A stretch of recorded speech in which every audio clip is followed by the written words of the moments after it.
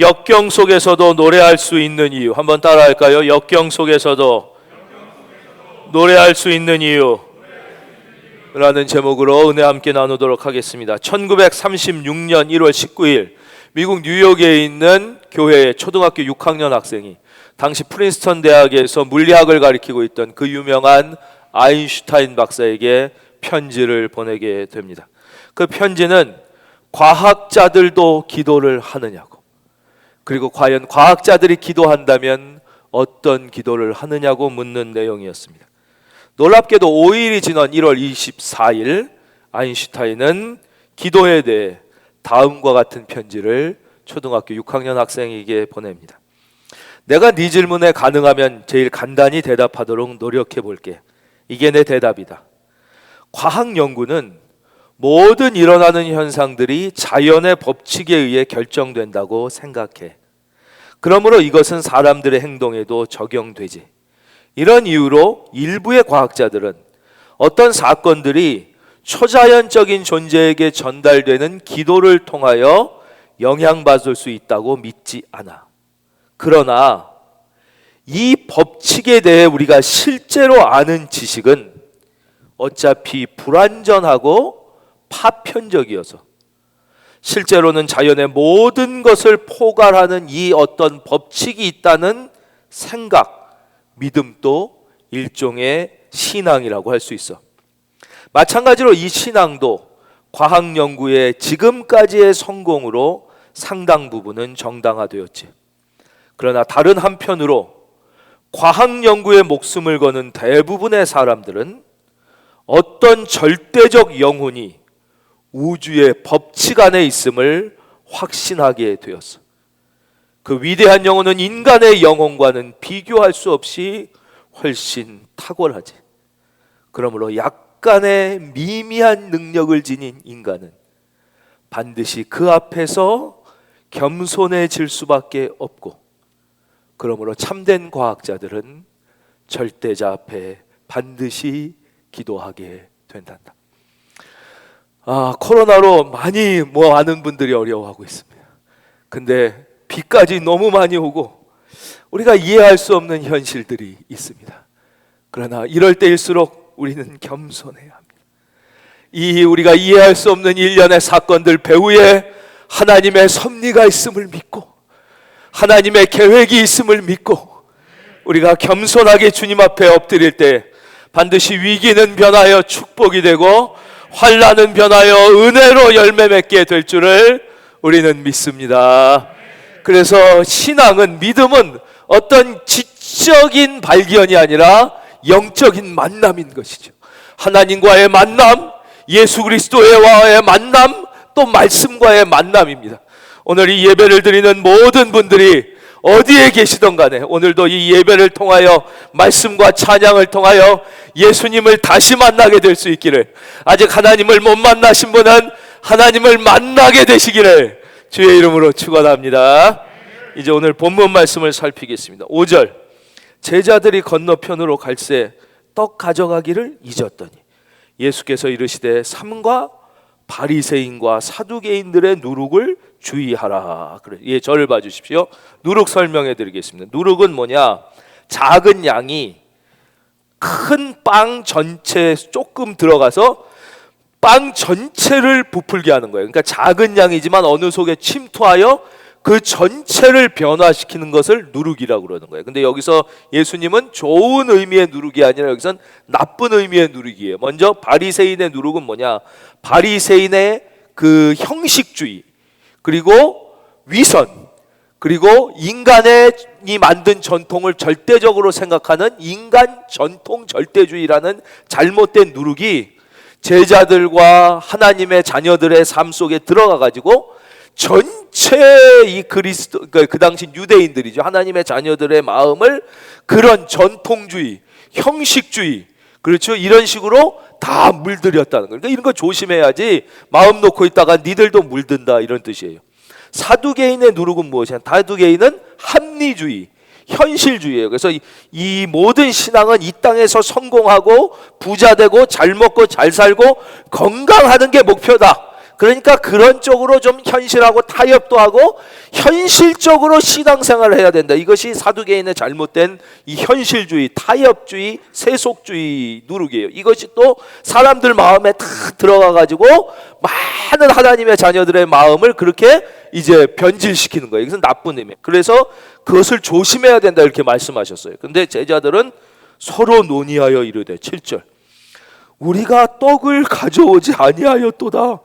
예수님은 이 영적인 문제에 대해서 영적인 어두움에서 이제 깨어나기를 말씀하시는데 제자들은 먹고 사는 문제, 떡의 문제로 생각하는 거예요. 바리새인과 사두개인뿐만 아니라 제자들도 무지몽매하긴 비슷했다는 거예요. 생각하는 게 비슷한 영적 어두움에 갇혀 있었다는 게 비슷해요. 그런데 바리새인과 사두개인 그리고 예수님의 제자들의 결정적인 차이가 무엇이냐? 둘 다 어리석고 무지몽매했는데 제자들은 12절 오늘 말씀의 마지막 절에 보면 이렇게 나와요. 그제서야 제자들이 떡의 누룩이 아니요 바리새인과 사두개인들의 교훈을 삼가라고 말씀하신 줄을 깨달으니라. 바리새인과 사두개인들은 끝까지 자기의 교만과 욕심과 자존심으로 고집으로 예수님의 말씀을 끝까지 거부해서 결국 구원에서 멀어져 구원을 받지 못한 이 비극적인 이 마지막을 맞게 됐는데 제자들은 무지몽매하고 세상적이고 영적으로 어두운 건 비슷했는데 그래도 제자들은 조금씩이나마 말씀을 들을 때 조금씩이나마 깨닫고 변화되고 점점 성장하는 모습을 보였다는 거예요. 저와 여러분 우리 큰은혜 교회가 부족하지만 조금씩이나마 한 발씩이나마 성장할 수 있는 제자들 같은 교회가 되기를 주의 이름으로 축원합니다. 그게 결정적인 차이라는 거죠. 예. 우리가 2002년 월드컵은 뭐 너무 이제 세계에서 축구사에 아주 의미가 있어요. 우리나라는 뭐 당연하겠죠. 거기에 보면 우리가 8강전인가에 세계적인 강팀 이탈리아를 만납니다. 1대0으로 지고 있었어요. 일본은 똑같이 거기서 16강인가 8강에서 누굴 만났냐? 터키를 만났어요. 예. 그러니까 우리가 더 강팀이죠. 근데 문제는 둘 다 1대0으로 지고 있었어요. 그러다가 일본은 후반전이 되고 이러니까 시간이 거의 끝나가니까 아이고 이제는 뭐 안 되겠구나. 그래서 하여튼 3대0으로 지고 탈락했어요.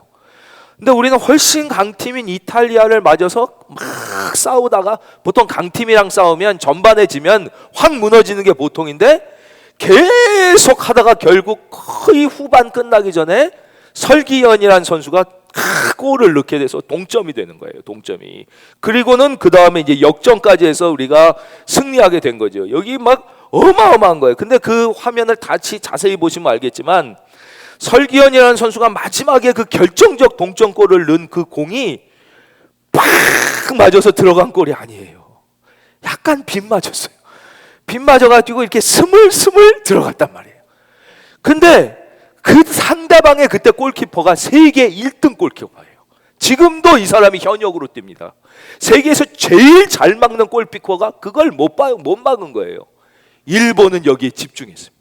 나중에 왜 일본은 탈락했고 한국은 이겼나? 어떻게 빗맞은 골이 골링이 되고 그 최고의 골키퍼가 그걸 못 막았나를 일본 전문가들이 분석을 했어요. 제가 그걸 읽고 마음에 큰 감동을 받았어요. 제가 깨달음을 얻은 거죠. 거기에 뭐라고 분석되어 있냐면 대부분 후반이 돼서 선수들이 지치고 강팀에게 지고 있으면 공격수 한두 명 골 잡은 사람을 제외하고는 어슬렁어슬렁하고 잘 이렇게 뛰어가질 못한다는 거예요. 근데 한국은 끊임없이 계속 누가 골을 잡든 안 잡든 5-6명 이상이 골대를 향해서 계속 돌진을 했다는 거예요. 계속 돌진을.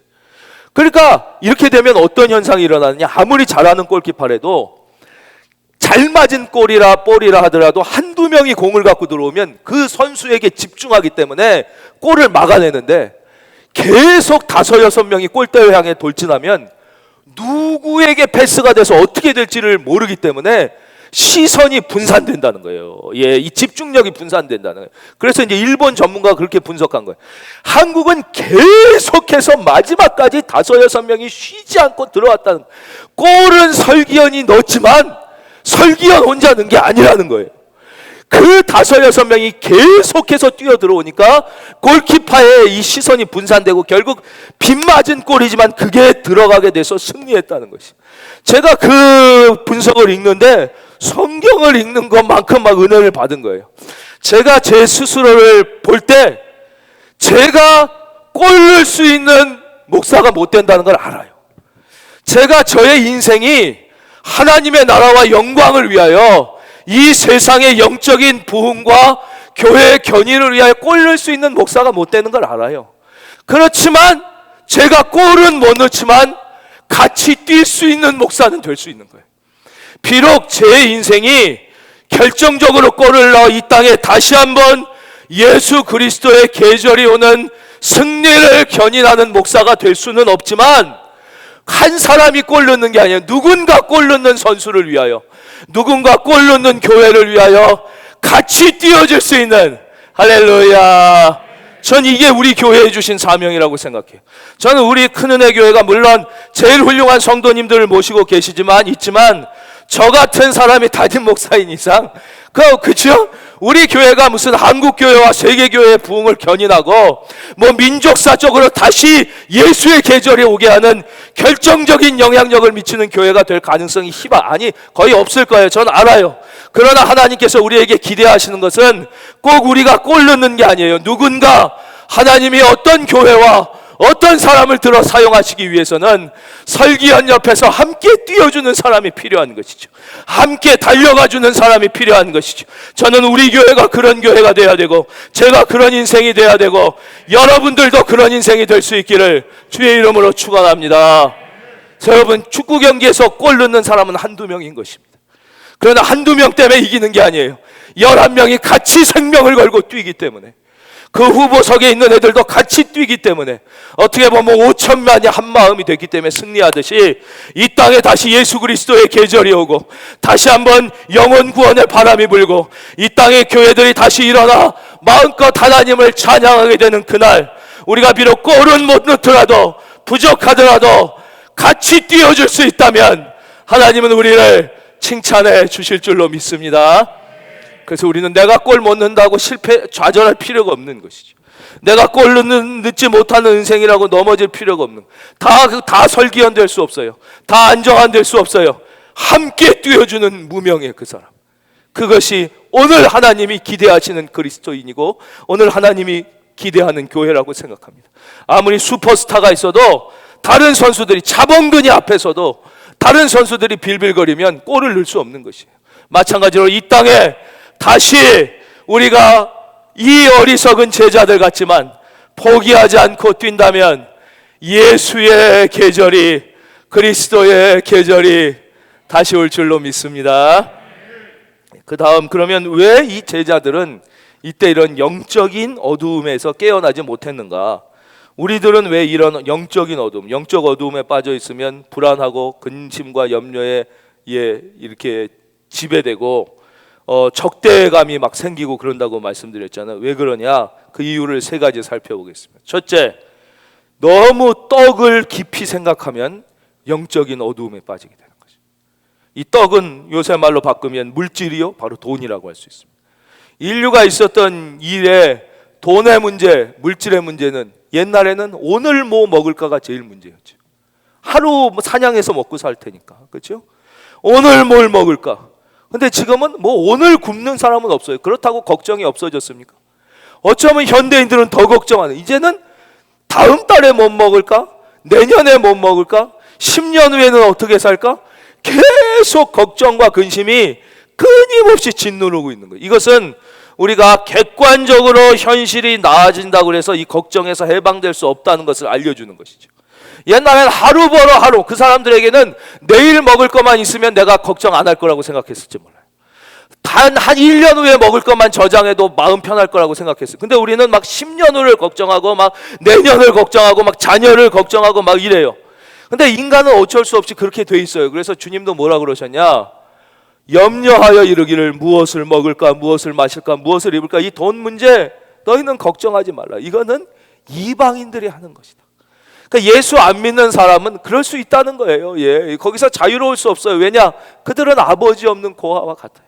그러나 너희 하늘 아버지께서는 너희에게 이 모든 것이 있어야 하는 줄을 아시느니라 그러시잖아요. 그러므로 너희는 먼저 그의 나라와 그의 의를 구하라. 이게 뭐냐? 우리는 하나님이 아버지시라는 거예요. 이거를 믿지 않으면 예배를 드릴 필요가 없는 것이. 예배는 우리가 왜 드리냐? 우리가 지금 아무리 부족하고 아무것도 아니고 정말 초라한 것 같아도 나의 아버지가 바로 하나님이시다, 전능하신 하나님이 나의 아버지이심을 믿기를 주의 이름으로 축원합니다. 그걸 믿는 게 신앙인 거예요. 그래서 우리는 하나님이 책임져 주신다는 걸 믿으니까 거기서 좀 해방돼서 살아라. 해방돼 살아라. 걱정한다고 되는 게 아니다. 왜 영적 무지에 빠져 있냐? 너무 돈 문제를 너무 심각하게 먹고 사는 문제, 경제 문제에 몰입되어 있으니까 진짜 떠야 할 영의 눈을 못 뜨고 영적으로 어두움. 그런 사람은 가질수록 더 걱정이 많고 계속 염려가 많고 1년치가 있으면은 10년 후가 막 두렵고 계속 두려운 거예요. 근심과 걱정에 압도되는 것이. 이게 환경이 나아진다고 나아지는 게 아니라는 것이죠. 둘째, 당연히 믿음이 쪼그라들었기 때문에 그렇죠. 믿음이 쪼그라든 거 보겠습니다. 8절, 예수께서 하시고 이르시되 믿음이 작은 자들아. 이걸 좀 이해하기 쉽게 하면 믿음이 쪼그라진 자들아, 어찌 떡이 없으므로 서로 논의하느냐? 너희가 아직도 깨닫지 못하느냐? 그래요. 이 믿음이 쪼그라들면 저를 봐주십시오. 하나님이 안 보이기 시작합니다. 그때는 사람만 보이고 그때는 돈만 보이기 시작하는 거예요. 그러니까 아브라함 같은 믿음의 조상도 믿음이 쪼그라드니까 갑자기 자기 아내가 엄청나게 미인이라는 게 눈에 들어오기 시작했어요. 내 마누라, 내 아내가 엄청나게 미인이구나. 그러면서 그게 어마어마한 두려움으로 그를 사로잡습니다. 왜냐? 고대 시대에는 여자가 너무 이쁘면 힘 있는 자들이 폭력과 전쟁을 통해서 미인을 차지하려고 사람을 죽이거든요. 나 죽게 됐다. 공포에 덜덜덜덜 떨기 시작한, 하나님이 안 보이기 시작하는. 그러면서 뭐라고 거짓말해요? 멜기세덱 앞에 가서 내 부인이 아닙니다, 내 누이입니다, 그러니 당신이 가져가십시오 이러면서 남자로서 아주 비참한, 그게 무슨 일이 벌어진 게 아니야. 믿음이 쪼그라드니까 하나님은 안 보이고 사람만 보이는 거예요. 현실에 부인이 미인인 게 축복이 아니라 두려움인 거예요. 모든 것이 자기를 쪼그라뜨리게 만드는 것이죠. 쪼그라뜨리게 만드는 것이 바로 믿음이 쪼그라들면 이렇게 되는 것이에요. 그래서 짐 그레이엄 목사님은 여기에서 우리에게 좋은 조언을 하시는데, 하나님의 태양빛은 언제나 우리에게 비친다. 태양은 언제나 비친다. 그러나 문제는 우리가 커튼을 늘 닫아 걸고 있다는 것이다. 우리가 커튼만 열면 찬란한 태양빛은 나의 안에 들어온다 그랬어요. 이게 뭘 설명할 때 하신 말이냐? 예배를 설명해. 과연 예배는 무엇이냐? 그럼 믿음이 쪼그라들지 않고 믿음이 성장하기 위해서는 무엇이냐? 바로 예배 속에서의 말씀을 통하여 우리의 믿음이 강건해지고 커지는데, 예배는 무엇이냐? 우리 마음의 커튼은 이게 자동적으로 닫힌다는 거예요. 이게 아마 오토매틱처럼 우리가 세상에 나가서 그냥 의식 없이 살면 자꾸 마음의 커튼이 닫혀서 하나님의 빛이 비추질 않으니까 곰팡이가 쓸고, 요즘에 장마니까 그러잖아요. 그죠? 벌레가 생기고 쥐가 들끓게 되는 거예요. 쫙 열어서 빛이 쫙 들어오면 여러분의 영혼에 햇빛이 비치기를 바랍니다. 그러려면 어떻게 해야 되느냐? 우리가 예배를 통하여 늘 마음의 커튼을 활짝 열면 하나님의 빛이 내 영혼에 들어오기 때문에 우리의 믿음이 쪼그라들지 않고 곰팡이 쓸지 않고 강건하게 성장할 수 있다고 조언하고 있습니다. 마지막으로 우리가 영적인 어두움에 빠지게 되는 세 번째 이유는 바로 망각 때문입니다. 망각. 자꾸 잊어먹어요. 무엇을? 예수님이, 하나님이 나에게 하신 은혜를 잊어먹어요. 우리도 얼마나 잊어먹어. 우리 중에는 그 첫사랑의 눈물을 펑펑 쏟은 분, 그 하나님의 은혜에 감격하여 우리가 통회하며 하나님을 위하여 살겠다고 고백한 분, 진짜 심각한 두려움에서 건짐을 받은 분, 병에서 치유함을 받은 분도 있을 것이고, 절망 가운데서 세임을, 수많은 하나님의 은혜를 다 받고 은혜를 받으신 분은 아멘. 근데 그걸 잊어먹고 있어요. 그래서 이거를 좀 어려운 신학적 용어로 성령을 통한 현재화라고 얘기합니다. 믿음은 성령을 통하여 현재화시키는데, 내가 받았던 과거의 은혜만 현재화시키는 게 아니라 2000년 전, 그때 우리는 없었잖아요. 그러나 그때 이미 예수님께서 나의 모든 죄를 다 지고 십자가에서 죽으시고 나를 위하여 부활하신 그 사건을 성령을 통하여 현재화시켜서 감사할 수 있을 때, 이게 신앙이라는 거예요. 그래서 성령을 통한 현재화. 윌리엄 템플이라는 분은 또 여기에서 많이 들어보셨죠. 윌리엄 템플, 이분이 뭐라고 그러셨냐, 그래서 우리가 은혜를 받고 축복 가운데 살며 우리의 믿음이 더욱 견고해지는 기도와 믿음은 미래에 대한 기대, 미래에 대한 바람을 기도하는 것보다 오히려 이미 하나님이 주신 은혜를 기억하며 감사할 때 우리의 믿음은 더욱 깊어지고 우리의 축복은 더욱 견고해진다고 얘기하고 있어요. 그렇죠? 우리 찬송도 받은 복을 세어 보아라, 오늘 우리 첫 찬송 감사하라 내 영, 여러분의 마음속에 잊어먹었던, 망각됐던 은혜의 축복들이 다시 되살아날 수 있기를 바랍니다. 주님이 뭐라고 그러세요? 9절부터 읽을까요? 너희가 아직도 깨닫지 못하느냐? 떡 5개로 5,000명을 먹이고 주인 것이 몇 바구니며, 기억하라는 거예요. 받은 은혜를 생각하라는 거예요.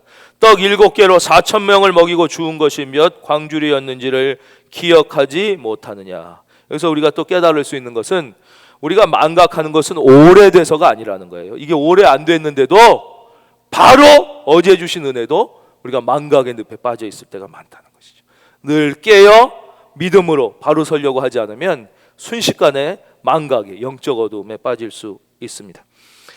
역경 속에서도 노래할 수 있는 이유. 1930년대 미국은 큰 위기를 겪게 됩니다. 이때 클래런스 데로라는 유명한 무신론적 법률가가 있었어요.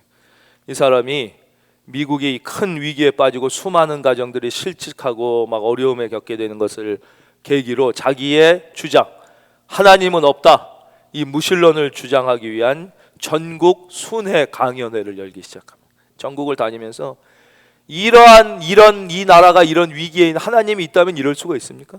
하나님이 있다면 여러분 가정에 이런 어려움이 있을 수 있습니까? 하나님이란 존재가 있다면, 이걸 이제 전국을 돌면서 이제 강연한 거예요. 그래서 지방에 어느 큰 도시에서 수많은 사람이 모인 데서 똑같이 한 거예요. 이러한 역경, 하나님이 있다면 어떻게 이 나라에 이런 어려움이 있을 수 있냐? 하나님이 있다면 어떻게 여러분의 가정에 이러한 어려움이 있을 수 있냐? 이런 상황 때문에 우리는 모두 기쁨을 잃었고, 이런 위기 때문에 가정마다 우리는 모두 노래를 잃었다. 어떻게 이럴 수 있냐? 하나님이 있다면 어떻게 이럴 수 있냐? 막 이러고 있는데, 저 뒤에서 한 분이 손을 들더니 이러더래요.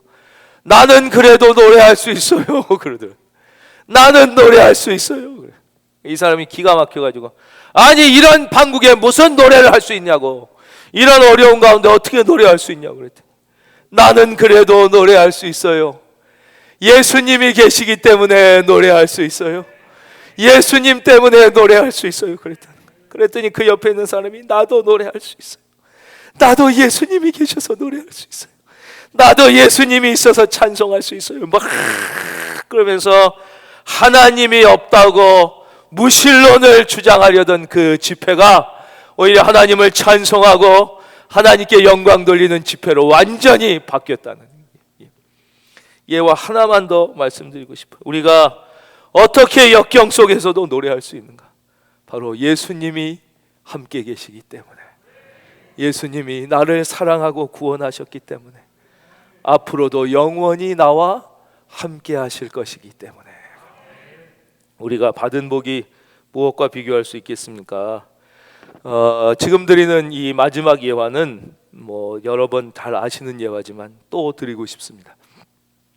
영국의 황제였던 제임스 국왕이 민정시찰을 해서 밤에 어두운 런던의 좁은 골목길을 걷고 있었답니다. 걷고 있는데 한 떡집에서, 빵집이겠죠, 런던이니까, 거기서 조용한 노랫소리가 흘러나왔습니다. 그 노래가 너무 감동적이었습니다. 제임스 국왕의 가슴을 때렸습니다. 그래서 그는 자기도 모르게 그 떡집 문을 열고 들어갑니다.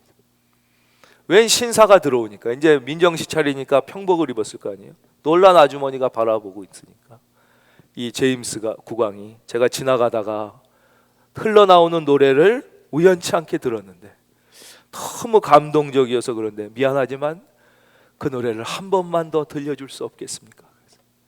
그 아주머니가 뭐 내가 노래는 잘 못하지만 그렇게 듣고 싶다니 그럼 한번 불러드리겠습니다. 그리고 그 노래를 부르기 시작했습니다. 그 노래는 바로 세상 사람 날 부러워 아니하여도 나도 역시 세상 사람 부럽지 않아. 하나님의 자녀된 것 생각할 때에 할렐루야 찬송이 저절로 나네. 너무 은혜를 받은 제임스 국왕이 너무 은혜로운데 혹시 2절은 없습니까? 2절도 좀 한번 불러주십시오. 아유 제가 2절은 잘 모르는데요. 이 노래는 1절뿐이 모르는데요. 그렇다면 제가 이번엔 한번 당신을 위하여 2절을 불러드리겠습니다. 그리고 그 자리에서 작사를 해서 제임스 국왕이 2절을 부릅니다. 세상 사람 날 부러워 아니하여도 대영제국 황제가 날 부러워해. 하나님의 자녀된 것 생각할 때에 할렐루야 찬송이. 그 황제가 그 여인의 믿음을 너무나 부러워했던 것이죠. 여러분, 우리는 세상 그 무엇과도 바꿀 수 없는 구원의 은혜를 받은 자들입니다. 이번 한 주도 그 예수님의 사랑이, 십자가의 사랑이 여러분의 영혼 속에서, 마음 속에서 살아 움직이며 활동하는 그런 능력 있는 복 있는 한 주가 다 되시기를 예수님의 이름으로 축원합니다.